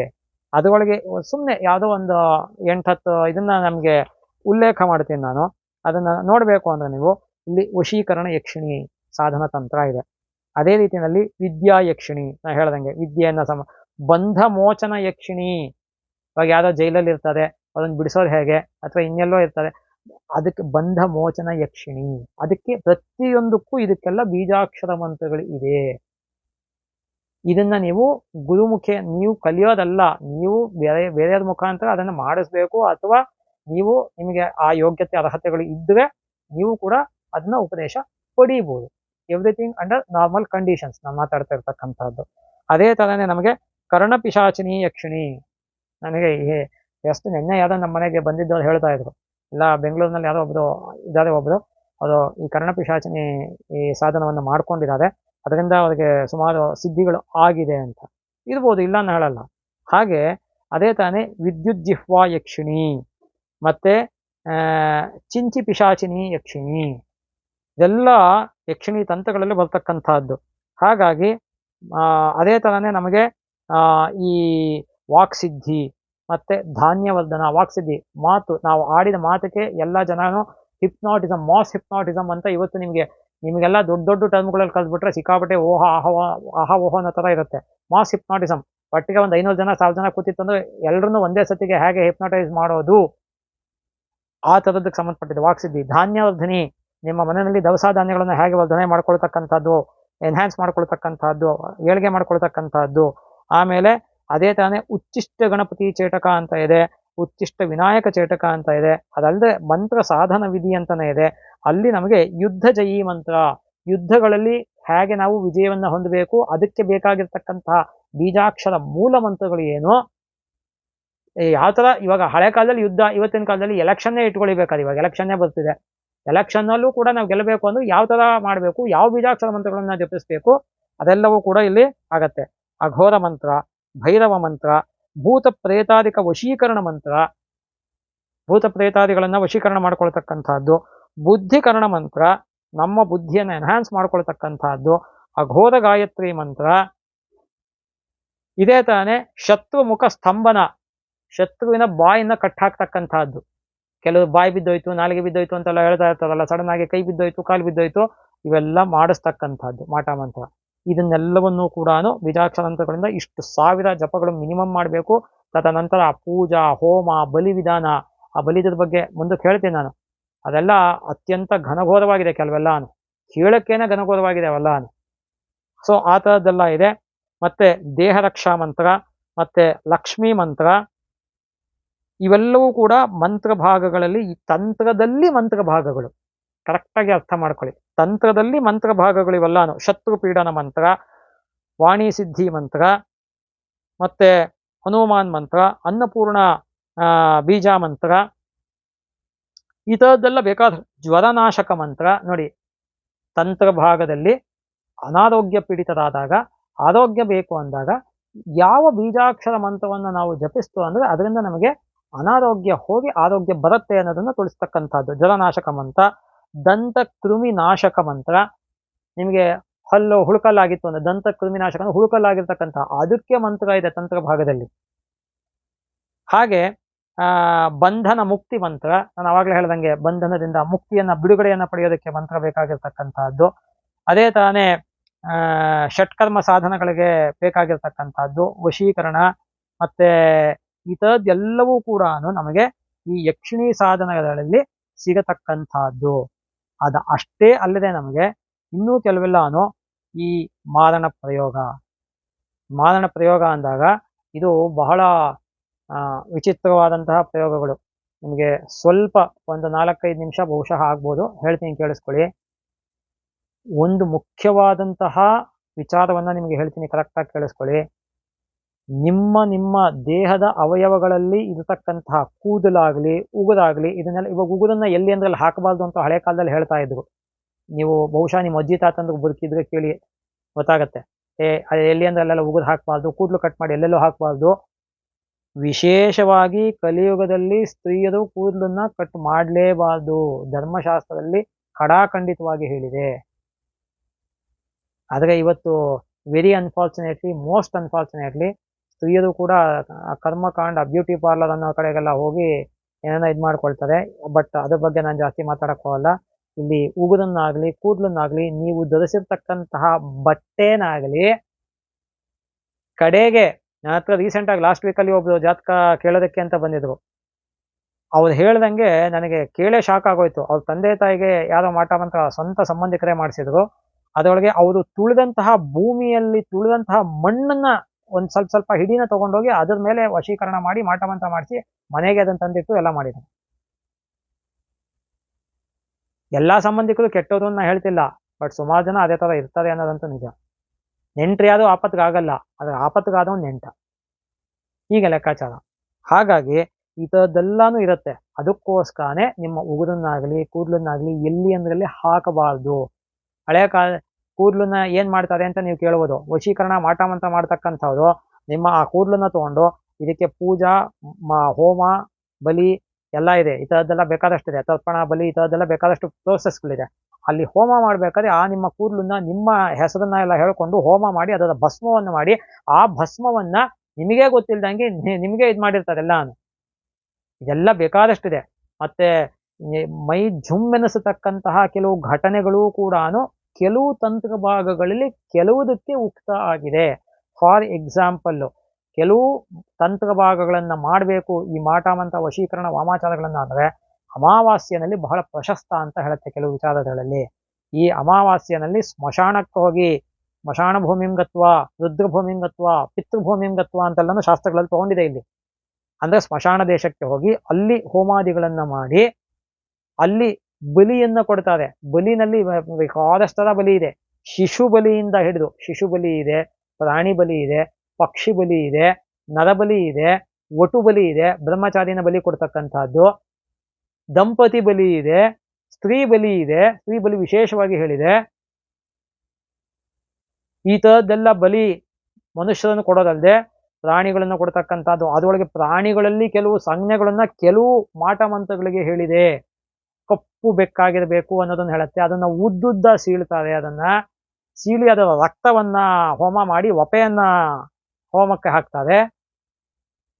ಈ ಥರದ್ದೆಲ್ಲ ಬೇಕಾದಷ್ಟು ಕರ್ಣ ಕಠೋರವಾದಂತಹ ಕೆಲವು, ಮತ್ತೆ ನಾವು ನೋಡೋದಕ್ಕೆ ಆಗದೇ ಇರತಕ್ಕಂತಹ ಕೆಲವು ಘನಘೋರ ದೃಶ್ಯಗಳನ್ನ ಒಳಗೊಂಡಿರ್ತಕ್ಕಂತಹ ಕೆಲವು ತಂತ್ರ ಭಾಗಗಳು ಇವೆ. ಇದು ಇವತ್ತಿನ ಕಾಲಕ್ಕೆ ತುಂಬಾ ಕಮ್ಮಿ ಇದೆ ಅಂತ ಹೇಳ್ಬೋದು. ಯಾಕೆಂದ್ರೆ ನಾನು ಇದನ್ನ ಇವತ್ತು ಓದೋನಲ್ಲ, ನಾನು 32-33 ವರ್ಷದ ಕೆಳಗೇನೆ ನಾವು ಅವಾಗೆಲ್ಲ ಓದೋದು PUC ಡಿಗ್ರಿ ಓದ್ಬೇಕಾದಿಂದನೇ ಇದೆಲ್ಲಾನು ಅವಾಗೆಲ್ಲಾನು ಬರ್ತಾ ಇತ್ತು ಕೆಲವೆಲ್ಲಾನು. ಅದನ್ನ ಓದ್ಕೊಂಡು ಹೀಗಿರುತ್ತೆ ಅನ್ನೋದನ್ನ ತಿಳ್ಕೊಂಡವ್ ನಾವು. ಅದಕ್ಕೋಸ್ಕರನೇ ನಿಮ್ಮ ಉಗುರನ್ನಾಗ್ಲಿ ಕೂದಲನ್ನಾಗ್ಲಿ ನಿಮ್ಮ ಬಟ್ಟೆನಾಗ್ಲಿ ಇನ್ನೊಬ್ರಿಗೆ ಕೊಡಬಾರ್ದು ಸುಮ್ನೆ. ತುಂಬಾ ಜನಕ್ಕೆ ಇದೊಂದು ಕೆಟ್ಟ ಬುದ್ಧಿ ಇದೆ. ಅಯ್ಯೋ ನಾನು 3 ತಿಂಗಳು 6 ತಿಂಗಳು 1 ವರ್ಷದಿಂದ ಹಾಕೊಂಡು ಬೇಜಾರಾಯ್ತು, ತಗೋ ನೀ ಹಾಕೋ. ಅವ್ರು ಹಾಕೊಂಡು ಬಿಸಾಕಿದ್ರೆ ಪರವಾಗಿಲ್ಲ, ಬಿಸಾಕೋದನ್ನು ಅರ್ಥ ಅಲ್ಲ, ಅದು ಕಂಪ್ಲೀಟ್ ಡಿಸಾಲ್ವ್ ಆಗ್ಬೇಕದು. ನೀವು ಕೊಟ್ಟಿದ್ದನ್ನೇ ಕಾಯ್ಕೊಂಡಿದ್ದು ಅದನ್ನ ಯಾವ್ದಾವನಾದ್ರು ಮಾಟ ಮಂತ್ರ ಮಾಡೋ ಅನ್ನತ್ತಕ್ಕೆ ತಗೊಂಡೋಗಿ ಅದೇನಾದ್ರು ಮಾಡಿಸ್ತು ಅಂದ್ರೆ ತೆಗೆಸೋದಂತೂ ತುಂಬಾ ಕಷ್ಟ. ಸ್ಪಷ್ಟವಾಗಿ ಹೇಳ್ಬಿಡ್ತೀನಿ. ಮಾಡಿಸ್ಬಿಟ್ಟಿರ್ತಾರೆ ಕೆಲವು ಸತಿ, ಮಾಡಿಸ್ದವ್ರಿಗೆ ತೆಗ್ಸೋದು ಕಷ್ಟ ಕೆಲವು ಸತಿ. ಈ ವಶೀಕರಣ ಜನಾಕರ್ಷಣ ಯಂತ್ರ ಅಂತ ಇದೆ, ಯಂತ್ರಗಳ ಬಗ್ಗೆ ಮುಂದಕ್ಕೆ ಹೇಳ್ತೀನಿ ನಾನು. ಈ ಜನಾಕರ್ಷಣ ಯಂತ್ರ ಅಂತ ಇದೆ, ಅದನ್ನ ಇದು ಮಾಡ್ಕೊಂಡು ತಂತ್ರ ಭಾಗದಿಂದ ಮಾಡಿಸ್ಕೊಂಡಿರ್ತಾರೆ ಕೆಲವರು. ತೆಗೆಸ್ಬೇಕು ಅಂದ್ರೆ ಭಾರಿ ಕಷ್ಟ ಕೆಲವಲ್ಲ. ಈ ಟ್ಯಾಟೂಸ್ ಹಾಕೊಂಡಂಗೆ ಮೈ ಮೇಲೆ ಟ್ಯಾಟೂಸ್ ಹಾಕೊಂಡ್ಬಿಡೋದು ಸುಲಭ, ತೆಗ್ಸೋಕ್ಕಾಗಲ್ಲ, ಅದು ಪ್ರಾಣ ಹೊಟ್ಟೋಗತ್ತೆ. ತೆಗೆಸ್ಬೇಕಾದ್ರೆ ಚರ್ಮನೇ ಕೆಲವು ಸರಿ 1-2 ಲೇಯರ್ ಬಂದ್ಬಿಡುತ್ತೆ. ಆ ಥರ ಇವೆಲ್ಲಾನು ಕಷ್ಟ. ಅದಕ್ಕೋಸ್ಕರನೇ ಈ ಥರದ್ದೆಲ್ಲ ಬೇಕಾದಷ್ಟು ಮಾಟ ಮಂತ್ರಗಳಿಗೆ ಸಂಬಂಧಪಟ್ಟಂತಹದ್ದು, ತಂತ್ರ ಭಾಗಕ್ಕೆ ಸಂಬಂಧಪಟ್ಟಂತಹದ್ದು ಬೇಕಾದಷ್ಟು ಇದೆ ನಿಮಗೆ. ಯಾಕೆಂದ್ರೆ ಇಲ್ಲಿ ಬೇಕಾದಷ್ಟು ರೀತಿಯಾದಂತಹ ಲೆಕ್ಕಾಚಾರಗಳು ಇದೆ. ಮತ್ತೆ ಬೇರೆಯವರ ಮನೆಯಲ್ಲಿ ಊಟ ಮಾಡೋದು ಕೂಡ ಪರಾನ್ನ ವರ್ಜ್ಯ ಅಂತ ಶಾಸ್ತ್ರದಲ್ಲಿ ಬಹಳ ಸ್ಪಷ್ಟವಾಗಿ ಹೇಳುತ್ತೆ. ನಮಗೆ ಪರಾನ್ನ ವರ್ಜ್ಯ ಅನ್ನೋದನ್ನ ಶಾಸ್ತ್ರಗಳಲ್ಲಿ ಬಹಳ ಸ್ಪಷ್ಟವಾಗಿ ಹೇಳುತ್ತೆ. ನಿಮಗೆ ಇದು ಏನಂತಾರೆ, ಪರಾನ್ನ ವರ್ಜ್ಯ ಅನ್ನೋದಕ್ಕೂ ಕೂಡ ಶಾಸ್ತ್ರದಲ್ಲಿ ನಮಗೆ ಪ್ರಮಾಣ ಇದೆ. ಏನಂತ ಅಂದ್ರೆ, ಯಾವುದು ಪರಾನ್ನ ಅನ್ನೋದಕ್ಕೇನೆ ನಮ್ಮಲ್ಲಿ ಒಂದು ಇದಿದೆ, ಶ್ಲೋಕ ಇದೆ ನಮಗೆ, ಗೊತ್ತಾಗ್ತಿದ್ಯಾ? ಗುರೋರನ್ನಂ ಪಿತುರ್ವಾನ್ನಂ ಶ್ವಶುರಾನ್ನಂ ತಥೈವ ಚ ಸುಹೃದನ್ನಂ ನುಪಾನ್ನಂಚ ಪರಾನ್ನಂ ನಚ ಕೀರ್ತ್ಯತೆ. ಇದಿಷ್ಟು ಪರಾನ್ನ ಅಲ್ಲ ಅಂತ. ಯಾವುದು? ಗುರೋಹ ಅನ್ನಂ, ನಿಮ್ಮ ಗುರುಗಳ ಮನೆಗೆ ಹೋಗಿರ್ತೀರ ಅಂತ ಇಟ್ಕೋಣ. ಇದು ಸಾಮಾನ್ಯವಾದ ಸೆನ್ಸ್ ಅಲ್ಲೇ ತಗೊಳ್ಳಿ ಎಲ್ಲಾನು, ಯಾಕಂದ್ರೆ ಎಲ್ಲಾನು ತುಂಬಾ ಟೆಕ್ನಿಕಲ್ ಆಗಿ ನಾನು ಹೇಳ್ತಾ ಹೋದ್ರೆ ತುಂಬಾ ಟೈಮ್ ಹಿಡಿಯುತ್ತೆ ಇದು. ನಿಮ್ಮ ಗುರುಗಳ ಮನೆಯಲ್ಲಿ ಹೋದಾಗ ನೀವು ಏನಾದ್ರು ಆಹಾರವನ್ನು ಸೇವಿಸ್ತಕ್ಕಂಥದ್ದು, ಭೋಜನ ಮಾಡತಕ್ಕಂಥದ್ದು. ಮತ್ತೆ ಪಿತುರ್ವಾನ್ನಂ, ನಿಮ್ಮ ತಂದೆಯ ಮನೆಯಲ್ಲಿಯ ಅನ್ನ. ಇದು ಏನ್ ತಂದೆ ಮನೆ ಅಂದ್ರೆ ನಾವು ಇರೋದೇ ಅಪ್ಪನ ಮನೆಯಲ್ವಾ ಅಂತ ಅನ್ಸುತ್ತೆ. ಹೆಣ್ಮಕ್ಳು ತಂದೆ ಮನೆಗೆ ಬರ್ತಾರೆ, ಆ ತರ ಲೆಕ್ಕಾಚಾರ ಇಟ್ಕೋಬೇಕು. ಅಥವಾ ಮಕ್ಕಳು ಹಳೆ ಕಾಲದಲ್ಲಿ ಗುರುಕುಲದಲ್ಲಿ ಓಡ್ತಾ ಇದ್ರು, ಇವತ್ತಿನ ರೆಸಿಡೆನ್ಷಿಯಲ್ ಸ್ಕೂಲ್ ಲೆಕ್ಕಾಚಾರ. ಅವಾಗ ವಾಪಸ್ ಅವ್ರ ಮನೆಗೆ ಬಂದಾಗ ತಂದೆ ಮನೆ ಅನ್ನ ಅದು ಅನ್ನೋ ಅರ್ಥ ಅಲ್ಲಿ. ಮತ್ತೆ ಶ್ವಶುರಾನ್ನಮ್ಮ, ಹೆಣ್ಣು ಕೊಟ್ಟಂತಹ ಮಾವ ಅವನ ಮನೆಯಲ್ಲಿ ಊಟ ಮಾಡ್ತಕ್ಕಂಥದ್ದು. ಮತ್ತೆ ಸುಹೃದನ್ನಂ, ಫ್ರೆಂಡ್ಸ್ಗಳ ಮನೆಯಲ್ಲಿ ತಿನ್ನತಕ್ಕಂಥದ್ದು. ಇದೆಲ್ಲವೂ ಕೂಡ ನಮಗೆ ಪರಾನ್ನ ಅಲ್ಲ. ಅದನ್ನ ಕರೆಕ್ಟ್ ಆಗಿ ಅರ್ಥ ಮಾಡ್ಕೋಬೇಕು. ಬೇರೆ ಕಡೆ ನಮಗೆ ಈ ತಿನ್ನಬೇಕು ಅಂದ್ರೆ ನಮಗೆ ನೀಡಿರ್ಬೇಕದು ತಿನ್ನೋದಕ್ಕೆ, ನಮಗೆ ಹಸುವಾಗಿರ್ಬೇಕು, ಇಲ್ಲ ಬಡಿಸೋವನಿಗೆ ಪ್ರೀತಿ ಇರಬೇಕು, ಯಾವುದೇ ಒಂದು ದುರುದ್ದೇಶ ಇರಬಾರ್ದು ಬಡಿಸೋವನಿಗೆ. ಅಂತ ಜನಗಳು ಸಿಗೋದು ತುಂಬಾ ಕಷ್ಟ. ಆದ್ರಿಂದ ನೀವು ಯಾರು ಏನು ಕೊಡಿಸಿದ್ರು ಕೂಡ ತಕ್ಷಣ ಸ್ವೀಕಾರ ಮಾಡದೇ ಇರತಕ್ಕಂಥದ್ದು ಸೂಕ್ತ. ಯಾಕೆಂದ್ರೆ ಇವತ್ತಿನ ಪ್ರಪಂಚದಲ್ಲಿ ನಿಮಗೇ ಗೊತ್ತಿದೆ, ಈ ಒಂದು ಪಾಪಿ ಕಲಿಯುಗ ಅಂತಾನೆ ಶಾಸ್ತ್ರಗಳಲ್ಲಿ ಬೇಕಾದಷ್ಟು ಹೇಳಿದೆ. ಈ ಒಂದು ಪಾಪಿ ಕಲಿಯುಗದಲ್ಲಿ ಗಂಡ ಹೆಂಡತಿನ ನಂಬೋ ಕಾಲ, ಅಪ್ಪ ಮಗನ ನಂಬೋ ಕಾಲ, ಮಗ ಅಪ್ಪನ ನಂಬೋ ಕಾಲ, ಇಂತಹ ಒಂದು ಹೀನಾಯವಾದಂತಹ ಒಂದು ಸ್ಥಿತಿನಲ್ಲಿ ಪ್ರಪಂಚ ಹೋಗ್ತಾ ಇದೆ. ಹಾಗಾಗಿ ಟ್ರಸ್ಟ್ ನನ್ ಅನ್ನೋ ಒಂದು ಪ್ರಾವರ್ಬ್ ಏನಿದೆ ಇಂಗ್ಲಿಷ್ನಲ್ಲಿ, ಬಹಳ ಸೂಕ್ತವಾದಂತಹ ಪ್ರಾವರ್ಬ್. ನಾವು ಇಬ್ಬರನ್ನ ನಂಬಬೇಕಷ್ಟೆ. ಯಾರನ್ನ? ಒಂದು ಭಗವಂತನನ್ನ, ಇನ್ನೊಂದು ನಮ್ಮನ್ನ ನಾವು ನಮ್ಮ ಮೇಲೆ ನಮಗೆ ಆತ್ಮವಿಶ್ವಾಸ ಇರಬೇಕು. ಅದು ಬಿಟ್ಟರೆ ನಾವು ನಂಬೇಕಾದ್ದು ಭಗವಂತ ಒಬ್ಬನನ್ನೇ. ಹಾಗಾಗಿ ಈ ತರ ಮಾಡಿಕೊಂಡು ನೀವು ಮಾಡ್ಕೊಳ್ತಕ್ಕಂಥದ್ದು ಬಹಳ ಸೂಕ್ತ ಆಗಿರುತ್ತೆ. ಯಾಕೆಂದ್ರೆ ನಾ ಅವಾಗಲೇ ಹೇಳ್ದಂಗೆ ಉಗುರಾಗ್ಲಿ ಕೂದಲಾಗ್ಲಿ ಇನ್ನೊಂದಾಗ್ಲಿ ಮತ್ತೊಂದಾಗ್ಲಿ ನಮ್ಮ ಸಂಬಂಧಪಟ್ಟಂತಹ ವಸ್ತುಗಳು ಮಾಟ ಮಂತ್ರವ್ರ ಕಾಯಿಗೆ ಸಿಕ್ಕಿಬಿಟ್ರೆ ಹಬ್ಬ ಅವ್ರಿಗೆ. ಬಲಿ ವಿಚಾರಕ್ಕೆ ಹೇಳ್ತೀನಲ್ಲ, ಬೇಕಾದಷ್ಟು ತರ ಇದನ್ನ ಹೇಳಿದ್ನಲ್ಲ, ಯಾವುದೋ ಅದನ್ನೆಲ್ಲ ಎಕ್ಸ್ಪ್ಲೈನ್ ಮಾಡೋಕೆ, ಯಾಕಂದ್ರೆ ಕೆಲವರಿಗೆ ಕೇಳೋದಕ್ಕೂ ಕರ್ಣ ಕಠೋರವಾಗಿರುತ್ತದೆ. ನರಬಲಿ ಅಂದಾಗೆಲ್ಲ ಅದು ಊಹೆನೂ ಮಾಡ್ಕೊಳಕ್ಕಾಗಲ್ಲ. ಶಿಶು ಬಲಿ, ಒಟು ಬಲಿ, ಸ್ತ್ರೀ ಬಲಿ, ಈ ಥರದ್ದೆಲ್ಲ ನಾನು ಯಾವುದನ್ನು ಡೀಟೇಲ್ ಆಗಿ ಎಕ್ಸ್ಪ್ಲೈನ್ ಮಾಡಲಿಲ್ಲ. ಅದಕ್ಕೆ ಸುಮ್ಮನೆ ಒಂದೊಂದು ಪದದಲ್ಲಿ ಹೇಳಿಬಿಟ್ಟಿದ್ದೀನಿ ಅಷ್ಟೇ ನಾನು. ಇದೆಲ್ಲವೂ ಕೂಡ ಈ ಮಾಟ ಮಂತ್ರಗಳಲ್ಲಿ ಬರ್ತಕ್ಕಂಥದ್ದು. ಈ ನಿಮ್ಮ ಕೂದಲಾಗ್ಲಿ ಉಗುರಾಗ್ಲಿ ಇವೆಲ್ಲ ಸಿಕ್ತು ಅಂದ್ರೆ ಏನ್ ಮಾಡ್ತಾರೆ ಅಂದ್ರೆ ಅವರು ಅದರಿಂದಾನೇ ವಶೀಕರಣ ವಾಮಾಚಾರ ಮಾಡ್ತಕ್ಕಂಥದ್ದು. ವಶೀಕರಣ ಅಂದ್ರೆ ನಿಮ್ಮನ್ನ ವಶ ಮಾಡ್ಕೊಳ್ತಕ್ಕಂಥದ್ದು. ವಶೀಕರಣ ಅನ್ನೋ ಪದನೇ ಹೇಳುತ್ತೆ, ನಿಮ್ಮನ್ನ ವಶ ಮಾಡ್ಕೊಳ್ತಕ್ಕಂಥದ್ದು.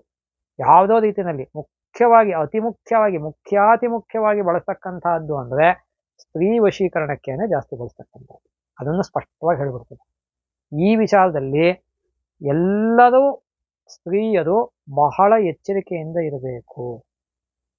ಯಾರ್ಯಾರಿಗೆ ನಿಮಗೆ ಒಂದು ಆತ್ಮಗೌರವ ಅನ್ನೋದಾಗ್ಲಿ ಇನ್ನೊಂದಾಗ್ಲಿ ಇರುತ್ತೆ, ಒಂದು ಲಜ್ಜೆ ಅನ್ನೋದಾಗ್ಲಿ, ಇವತ್ತಿನ ಆಡು ಭಾಷೆನಲ್ಲಿ ಮಾನ ಮರ್ಯಾದೆ ಅನ್ನೋದಾಗ್ಲಿ, ಈ ಥರದ್ದೆಲ್ಲ ಇರ್ತಕ್ಕಂತಹ ಸ್ತ್ರೀಯರು ನಿಮ್ಮ ಉಗುರು ಕೂದಲು ಇಂಥದ್ದೆಲ್ಲದರ ವಿಚಾರವಾಗಿ ಬಹಳ ವಿಶೇಷವಾದಂತಹ ಒಂದು ಎಚ್ಚರಿಕೆಯಲ್ಲಿ ಅದನ್ನ ಡಿಸ್ಪೋಸ್ ಮಾಡಬೇಕು.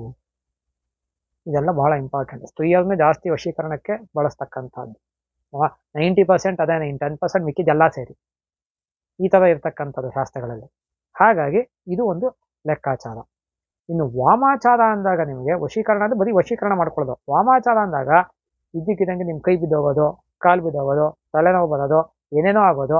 ಇದೆಲ್ಲ ಮಾಡೋದಕ್ಕೆ ನಿಮ್ಮ ಪದಾರ್ಥ ಏನು ಸಿಕ್ಕಿರುತ್ತೆ ಅದನ್ನ ಅವರು ಒಂದು ಪುತ್ಥಳಿ ಮಾಡಿಕೊಂಡು ಅದರೊಳಗೆ ಆವಾಹನೆ ಮಾಡಿ ಅಲ್ಲಿ ಅವರು ಯಾವುದನ್ನ ಹೋಮ ಮಾಡಿ ಅದನ್ನ ಇದು ಮಾಡಿಕೊಂಡು ವಶೀಕರಣ ಮಾಡಿಕೊಂಡು ಎಲ್ಲಿ ಚುಚ್ತಾರೆ ಅಲ್ಲಿ ನಿಮಗೆ ನೋವಾಗತ್ತೆ. ಇದೆಲ್ಲ ಫಿಲಮ್ಗಳಲ್ಲೂ ನೀವು ನೋಡಿರ್ತೀರ ಈ ಥರದ್ದೆಲ್ಲಾನು. ಅಯ್ಯೋ ಈ ಥರದ್ದೆಲ್ಲ ಇದೆಯಾ ಇಲ್ವಾ ಅನ್ನೋದು ಎಷ್ಟೋ ಜನಕ್ಕೆ ಡೌಟ್ ಇರುತ್ತೆ. ಖಂಡಿತವಾಗಿ ಆಗತ್ತೆ ಇವೆಲ್ಲಾನು. ಆ ಥರ ಮಾಡೋವಂಥವ್ರು ಇತ್ತು ಅಂದ್ರೆ ಆಗತ್ತೆ. ಮಾಡೋವಂಥವ್ರು ಇದಾರೋ ಇಲ್ಲೋ ನನಗೆ ಈ ಫೀಲ್ಡ್ ಬಗ್ಗೆ ಜಾಸ್ತಿ ಗೊತ್ತಿಲ್ಲ, ಎಷ್ಟೋ ಮಿನಿಮಮ್ ಆಗಿ ತಿಳ್ಕೊಂಡಿದ್ದೀನಿ, ನಾನು ಸ್ಪಷ್ಟವಾಗಿ ಫಸ್ಟೇ ಹೇಳ್ಬಿಟ್ಟಿದ್ದೀನಿ. ಹಾಗಾಗಿ ಇವೆಲ್ಲವೂ ಕೂಡ ತಂತ್ರ ಭಾಗದ ನಮಗೆ ಈ ಒಂದು ವಾಮಾಚಾರದಲ್ಲಿ ಬರ್ತಕ್ಕಂಥ. ಇನ್ನು ಯಂತ್ರ ಭಾಗ ಅನ್ನೋದಕ್ಕೆ ಬಂದ್ರೆ ಮಾಟ ಮಂತ್ರ ತಂತ್ರ ಯಂತ್ರ ಅಂತ ಹೇಳಿದೆ ನಾನು. ಈ ಯಂತ್ರಗಳು ಅನ್ನತಕ್ಕಂಥದ್ದು ಸಾಮಾನ್ಯವಾಗಿ ಬೇಕಾದಷ್ಟು ನೂರಾರು ಯಂತ್ರಗಳಿದೆ. ವಾಕ್ಸಿದ್ಧಿ ಯಂತ್ರ ಇದೆ, ಜನಾಕರ್ಷಣ ಯಂತ್ರ ಇದೆ, ಕುಬೇರ ಯಂತ್ರ ಇದೆ, ಲಕ್ಷ್ಮೀ ಯಂತ್ರ ಇದೆ, ಸರಸ್ವತಿ ಯಂತ್ರ ಇದೆ, ಪದ್ಮ ಯಂತ್ರ, ಮಹಾಪದ್ಮ ಯಂತ್ರ, ಈ ಥರದ್ದೆಲ್ಲ ಬೇಕಾದಷ್ಟು ಯಂತ್ರಗಳಿದೆ. ಈ ಯಂತ್ರಗಳನ್ನೆಲ್ಲ ಸಾಮಾನ್ಯವಾಗಿ ತಾಮ್ರದ ತಗಡಿನಲ್ಲಿ ಬರಿತಾ ಇದ್ರು. ಆಕ್ಚುಲಿ ಹಳೆಯ ಕಾಲದಲ್ಲಿ ಬಂಗಾರದ ತಗಡಿನಲ್ಲಿ ಬರಿತಾ ಇದ್ರು. ಕರೆಕ್ಟಾಗಿ ಹೇಳಬೇಕು ಅಂದ್ರೆ ಇವತ್ತಿನ ಕಾಲಕ್ಕೆ ಬಂಗಾರ ಅಲ್ಲ ತಾಮ್ರ ಸಿಗೋದೇ ಕಟ್ಟಾಗಿದೆ. ಅದರಿಂದ ಬಂಗಾರದ ತಗಡಿನ ರೇಖೆ ಬಿಟ್ಟಾಕಿ ಆಮೇಲೆ ಬೆಳ್ಳಿದೊಳಗೆ ಬರೆಯೋದು. ನೀವು ಇವತ್ತಿಗೂ ಕೂಡ ನೀವು ತಾಯ್ತಾ ಕಟ್ತಾರೆ ಅಂತ ಹೇಳ್ತಾರೆ. ತಾಯ್ತಾ ಕಟ್ಟಬೇಕಾದ್ರೆ ಅದನ್ನ ಬೆಳ್ಳಿನಲ್ಲಿ ಇದು ಮಾಡಿ ಅದು ಒಳಗಡೆ ಯಂತ್ರ ಬರೆದು ಅದನ್ನು ಸುತ್ತಬಿಟ್ಟು ಅದನ್ನ ಒಳಗಡೆ ಹಾಕಿ ಕ್ಲೋಸ್ ಮಾಡಿರ್ತಾರೆ. ಅದು ಸಾಮಾನ್ಯವಾಗಿ ನೀವು ಯಾವ ಕಟ್ಕೊಂಡಿರ್ತ ಅದನ್ನ ತೆಗಿಬಾರ್ದು. ಅಷ್ಟು ಹೇಳ್ಬಿಡ್ತೀನಿ.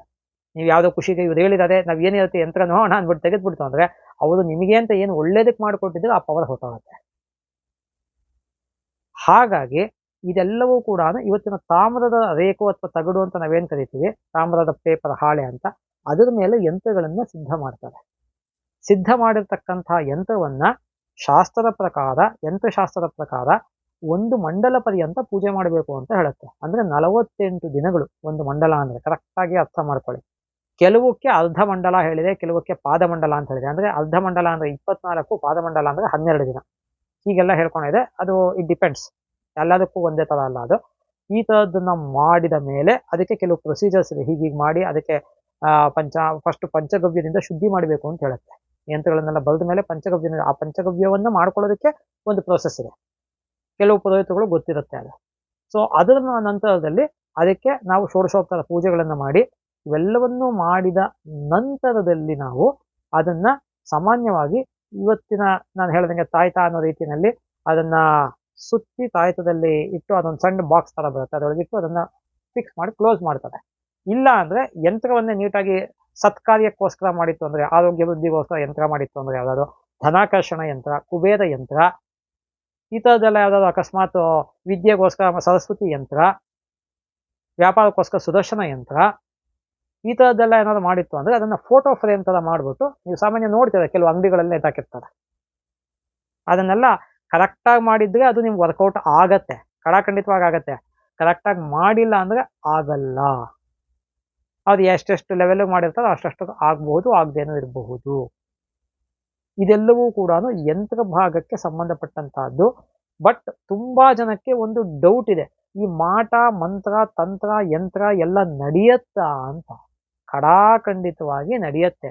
ಯಾವಾಗ ಕೃತಯುಗದಲ್ಲಿ ಮಂತ್ರಗಳಿಗೆ ಫಲ ಸಿಗ್ತಾ ಇತ್ತು, ತ್ರೇತಾಯುಗದಲ್ಲಿ ನಮಗೆ ಈ ಒಂದು ಯಂತ್ರಗಳಿಗೆ ಫಲ ಸಿಗ್ತಾ ಇತ್ತು, ದ್ವಾಪರ ಯುಗದಲ್ಲಿ ತಂತ್ರಗಳಿಗೆ, ಕಲಿಯುಗದಲ್ಲಿ ತಂತ್ರದ ಜೊತೆಗೆ ಕುತಂತ್ರ ಷಡ್ಯಂತ್ರ ಇವೆಲ್ಲ ಸೇರ್ಕೊಂಡಿದೆ ಅಂತ ಹೇಳ್ಬೋದು ಬೇಕಾದ್ರೆ. ಹಾಗಾಗಿ ಈ ಥರದ್ದೆಲ್ಲ ಮಾಡ್ತಾರೆ ಜನ. ಅದರಿಂದ ನೀವು ಬಹಳ ಎಚ್ಚರಿಕೆಯಲ್ಲಿ ಇರ್ತಕ್ಕಂಥದ್ದು. ಯಾರೇ ಆಗಿರಲಿ, ಸಾಮಾನ್ಯವಾಗಿ ಒಂದು ತಿಳ್ಕೊಂಬಿಡಿ, ನಿಮಗೆ ಯಾರಾದರೂ ಏನಾದ್ರು ಮಾಡಿಸ್ತಾರೆ ಅಂದರೆ ನಿಮಗೆ ಮಾಡಿಸೋರು ಯಾರು ಹೇಳಿ? ಇವಾಗ ನೀವು ಯಾರು ಅಂತಲೇ ಯಾವನಿಗೂ ಗೊತ್ತಿರಲ್ಲ, ಅವ್ನು ನಿಮಗೆ ಮಾಡಿಸ್ತಾನ? ಖಂಡಿತವಾಗಿ ಮಾಡಿಸಲ್ಲ. ನಿಮಗೆ ಮಾಡಿಸಿದ್ರೆ ಸಾಮಾನ್ಯವಾಗಿ ಇಲ್ಲ ಸಂಬಂಧಿಕರು, ಇಲ್ಲ ಅಕ್ಕಪಕ್ಕದ ಮನೆಯವರು, ಇಲ್ಲ ಕೊಲೀಗ್ಸು. ಅರ್ಥ ಮಾಡ್ಕೊಳ್ಳಿ. ಇಲ್ಲ ಫ್ರೆಂಡ್ಸು ಸಾಮಾನ್ಯ ಮಾಡಿಸಲ್ಲ.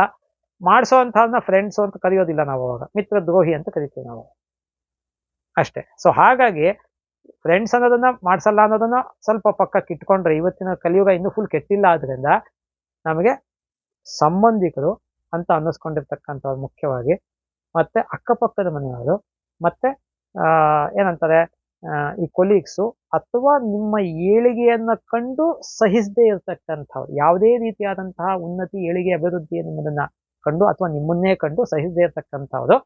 ಅಕಸ್ಮಾತ್ ನೀವು ಅವರು ಗೊತ್ತಿಲ್ಲದೆ ಇರ್ಬೋದು, ಆದರೆ ಅವರು ನಿಮಗೆ ಗೊತ್ತಿರ್ಬೋದು, ಅಥವಾ ಅವ್ರು ನಿಮಗೆ ಗೊತ್ತಿಲ್ಲದೆ ಇರ್ಬೋದು. ಗೊತ್ತಾಗ್ತಿದೆಯಾ? ಅಂಥವರು ಮಾಡಿಸ್ತಾರೆ ಇದನ್ನೆಲ್ಲ. ಇಂಥವರ ಬಗ್ಗೆ ಬಹಳ ಎಚ್ಚರಿಕೆಯಲ್ಲಿ ಇರ್ತಕ್ಕಂಥದ್ದು ಸೂಕ್ತ. ಯಾಕೆಂದ್ರೆ ಈ ಮಾಟ ಮಂತ್ರಗಳ ಬಗ್ಗೆ ಹೇಳೋಕೋಯ್ತು ಅಂದ್ರೆ ಅದು ಸಾಗರ ಇದ್ದಂಗೆ, ಮೊದಲಿಲ್ಲ ಕೊನೆ ಇಲ್ಲ. ಅದಕ್ಕೆ ಬೇಕಾದಷ್ಟಿದೆ. ಹುಣ್ಣಿಮೆ ಅಮಾವಾಸ್ಯೆಗಳಲ್ಲಿ ಬಹಳ ಜಾಸ್ತಿ ನಡೆಯುತ್ತೆ, ಅಥವಾ ಗ್ರಹಣ ಕಾಲದಲ್ಲಿ.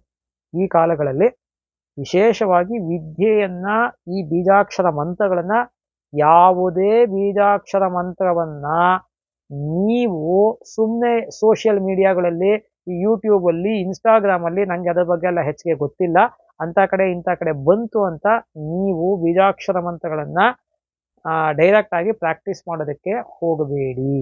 ಗುರುಮುಖೇನ ಉಪದೇಶ ಆಗಬೇಕು ಶಾಸ್ತ್ರದ ಪ್ರಕಾರ. ಆಗಿಲ್ಲ ಅಂದಾಗ ಮುಂದಕ್ಕೆ ತೊಂದರೆಗಳಿಗೆ ಈಡಾಗತಕ್ಕಂತಹ ಸಾಧ್ಯತೆಗಳಿರುತ್ತೆ.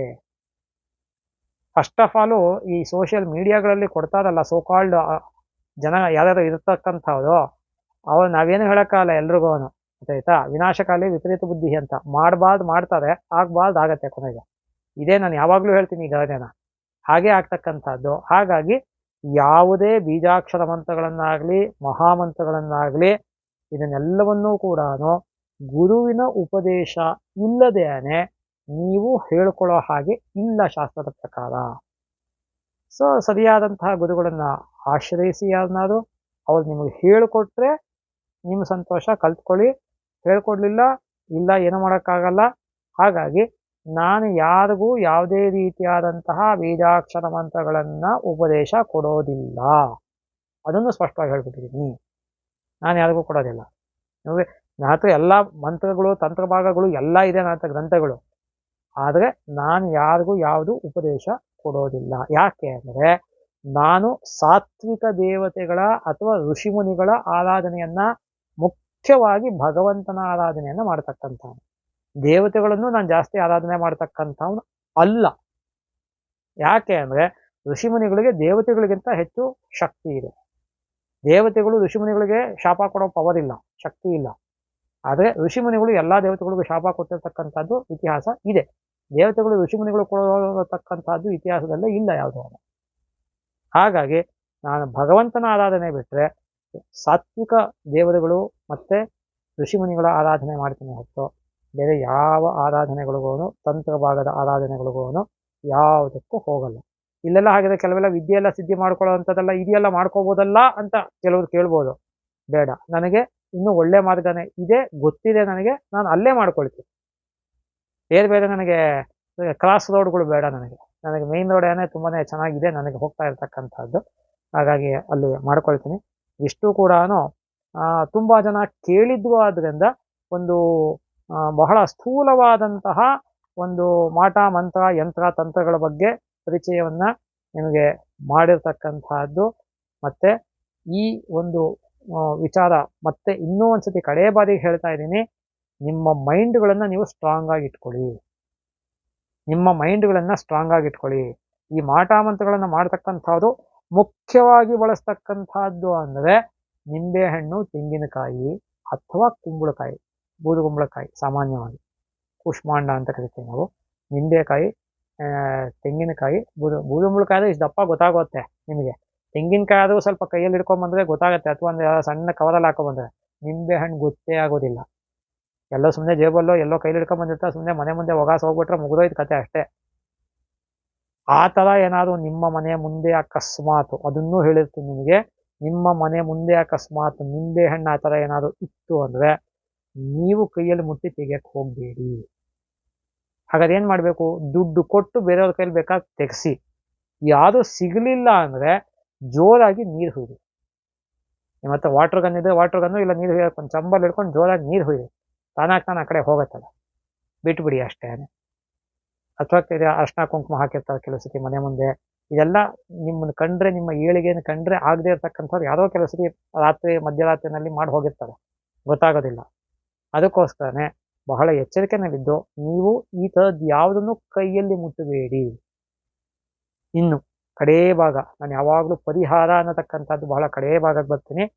ಅಕಸ್ಮಾತ್ ನಿಮಗೆ ಯಾರಿಗೇ ಆದರೂ ಕೂಡ, ನಿಮಗೆ ಗೊತ್ತಿರೋರಿಗೋ ಸಂಬಂಧಿಕರಿಗೋ ಯಾರೋ ಏನೋ ಮಾಡಿಸಿದಾರೋನೋ ಅಂತ ನಮಗೆ ಅನ್ನಿಸ್ತಾ ಇದೆ ಅನ್ನತಕ್ಕಂಥವ್ರು, ಆ ಥರ ನಮಗೆ ಫೀಲ್ ಆಗ್ತಿದೆ ಅನ್ನತಕ್ಕಂಥವ್ರು, ಎಕ್ಸ್ಪೀರಿಯನ್ಸ್ ಆಗ್ತಿದೆ ಅನ್ನತಕ್ಕಂಥವ್ರು, ನಮಗೆ ಅದು ನೋಟಿಸಬಲ್ ಆಗಿದೆ ಅನ್ನತಕ್ಕಂಥವ್ರು ಏನು ಪರಿಹಾರ ಮಾಡ್ಕೋಬೇಕು ಅನ್ನೋದನ್ನು ಕೇಳಿದರು ನನಗೆ. ಪರಿಹಾರದ ಭಾಗಕ್ಕೆ ಬರ್ತೀನಿ. ಪರಿಹಾರದ ಭಾಗದಲ್ಲಿ ಮುಖ್ಯವಾಗಿ 5 ದೇವತೆಗಳನ್ನು ಪೂಜೆ ಮಾಡಬೇಕು ಅನ್ನೋದನ್ನು ಹೇಳುತ್ತೆ ಶಾಸ್ತ್ರದಲ್ಲಿ. ಮೊದಲನೇದಾಗಿ ನರಸಿಂಹದೇವರು. ನರಸಿಂಹದೇವರನ್ನ ನೀವು ಯಾರು ಆರಾಧನೆ ಮಾಡ್ತೀರ ಶ್ರದ್ಧಾಭಕ್ತಿಯುತರಾಗಿ, ಎಂತಹ ಕಷ್ಟ ಇದ್ದರೂ ಕೂಡ ನಿವಾರಣೆ ಆಗತಕ್ಕಂಥದ್ದು. ಕರೆಕ್ಟಾಗಿ ಅರ್ಥ ಮಾಡ್ಕೊಳ್ಳಿ. ನರಸಿಂಹದೇವರು ಬಿಡಿತು ಅಂದರೆ ಶಿವಶಕ್ತಿಯನ್ನು ಆರಾಧನೆ ಮಾಡಬೇಕು. ಶಿವ ಅಂದರೆ ಈಶ್ವರ, ಅದನ್ನೇ ತಂತ್ರಭಾಗಗಳಲ್ಲಿ ಭೈರವ ಅಂತ ಕರೀತಾರೆ, ಪಾರ್ವತಿನ ಭೈರವಿ ಅಂತ ಕರೀತಾರೆ. ಅದಕ್ಕೆ ಹೇಳಿ ನಿಮ್ಗೆ ಅವಾಗಲೇ ತಂತ್ರಭಾಗದ ಲಿಸ್ಟ್ ಹೇಳ್ಬೇಕಾದ್ರೆ ಭೈರವ ತಂತ್ರ ಅನ್ನೋದು ಇದೆ, ಭೈರವಿ ತಂತ್ರ ಅನ್ನೋದು 2 ಬೇರೆ ಬೇರೆ ಗ್ರಂಥಗಳು. ಶಿವನನ್ನು ಆರಾಧನೆ ಮಾಡಬೇಕು. ಪಾರ್ವತಿ ಅಥವಾ ದುರ್ಗೆಯನ್ನ, ಪಾರ್ವತಿ ದುರ್ಗೆ ಎಲ್ಲ ಒಂದೇ ನಮಗೆ, ಕಾಳಿ ಎಲ್ಲ ಅದು ದುರ್ಗೆಯನ್ನು ಆರಾಧನೆ ಮಾಡಬೇಕು. ಮುಖ್ಯವಾಗಿ ನಾನು ಹೇಳ್ತಾ ಇರೋದು ಆಂಜನೇಯನನ್ನು ಆರಾಧನೆ ಮಾಡಬೇಕು. ಆಂಜನೇಯ ನಿಮ್ಗೆ ಎಲ್ಲೇ ಆಗಲಿ ಈ ಪಂಚದೇವತೆಗಳು ನರಸಿಂಹದೇವರು, ಶಿವ, ದುರ್ಗೆ ಅಥವಾ ಪಾರ್ವತಿ, ಆಂಜನೇಯ, ಗಣಪತಿ.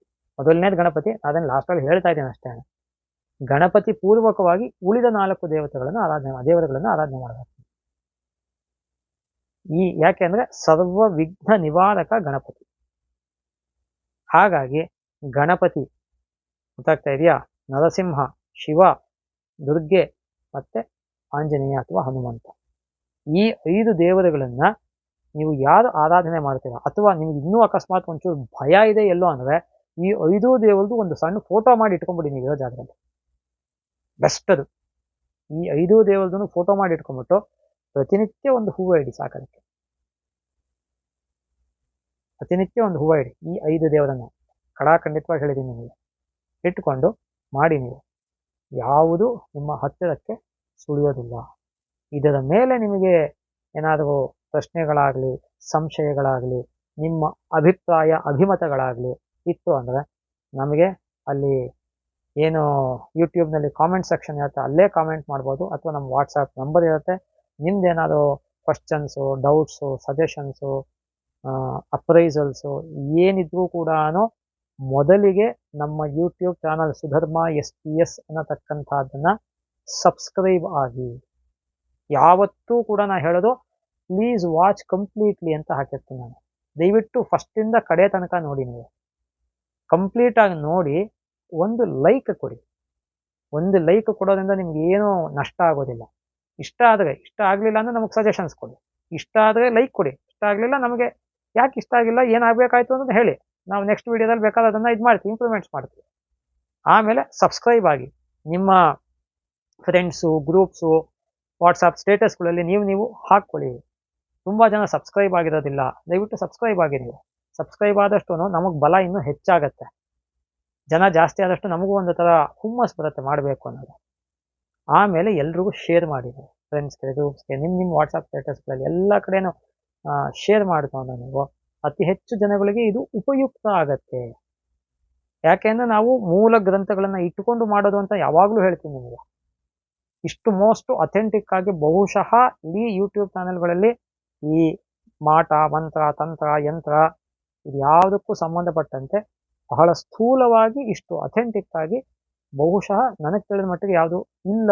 ಸುಮಾರು ಜನ ಕೇಳಿದ್ರು, ಅದಕ್ಕೋಸ್ಕರ ಮಾಡಿದ್ದೀವಿ. ನಿಮ್ಗೆ ಏನೇ ಇದ್ರೂ ಕೂಡ ನೀವು ನಮಗೆ ವಾಟ್ಸಾಪ್ ಮಾಡ್ಬೋದು ಅಥವಾ ಕಮೆಂಟ್ ಮಾಡ್ಬೋದು.